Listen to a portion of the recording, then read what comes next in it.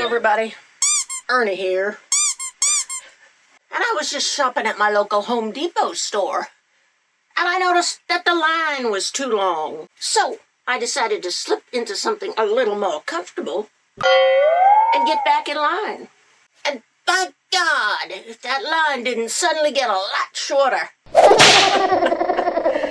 I ought to try this in heavy traffic sometime. Now, on a more serious note, I want to talk to you about a topic that is very near and dear to most of your hearts, which is the fact that God wins. Yes, it's not going to be the cabal that takes over the world. It's going to be God who wins this war. And there's a lot of ways you can know that, and this has to do with spiritual things. In fact, it has to do with what we learn from near-death experiences. You may have heard of near-death experiences. You may have had one. You may have read about them. You may have seen videos about them. Well, there are thousands and thousands of stories of near-death experiences where people were in some kind of accident or emergency, and they essentially died. They left their body. And many of them saw things that were happening behind them, around them, in other rooms. And then they went up on a journey to our spiritual home. Now, some of you may say, oh, that's not real, that's a hallucination, that's the brain going haywire when you're unconscious, when you're in a coma. Well, if you look at it scientifically, none of those explanations make sense. Hallucinations don't have the kind of qualities that these near-death experiences have. Random firings in the brain do not have these qualities.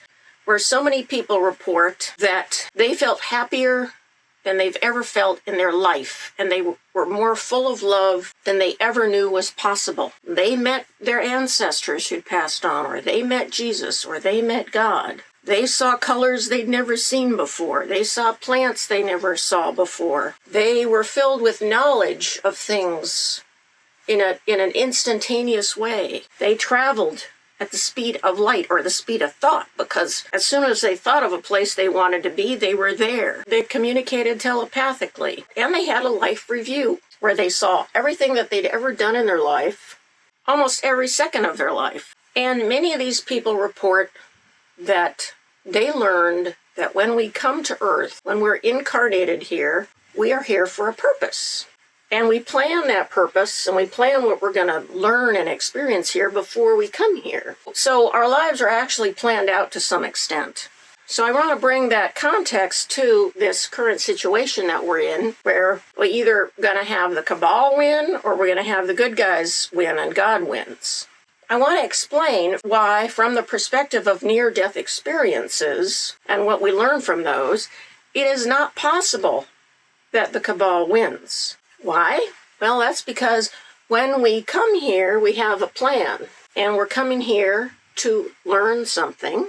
And if the cabal won, if Earth was turned into a prison planet where everybody was enslaved, where 95% of humanity was wiped out in a genocide, there would not be a point for people to come here, right? Now, there may be some people that would want to come and learn a really hard lesson, have really severe challenges, because that is something that some souls want to do. But very few souls would want to do that. For the most part, if everything was going to be so terrible here, and we were all just living like slaves and there was no way out of it, and we were oppressed for every year of our lives, every day of our lives, and there was not a balance such that it made any sense to incarnate here and have this experience, then the souls wouldn't want to, because it wouldn't make sense anymore. So just from that, we know that's not going to happen. What happens on this earth is actually planned out to a great extent, it turns out. Yes, there are horrible things that happen here, but there's also a lot of good, and there has to be that balance. You can't take away all that good, because then it wouldn't make sense for people to come here. So I'm just saying that just from this perspective alone, without knowing anything else at all, we know that God is going to win this war, because it's at that point where it's so critical. Because if the cabal won at this point, it wouldn't be like, oh yeah, we're just going to go on the way we've been for the last 100 years. No, it would become a lot more devastating and horrible really fast. So that's how we know they're not going to win this war.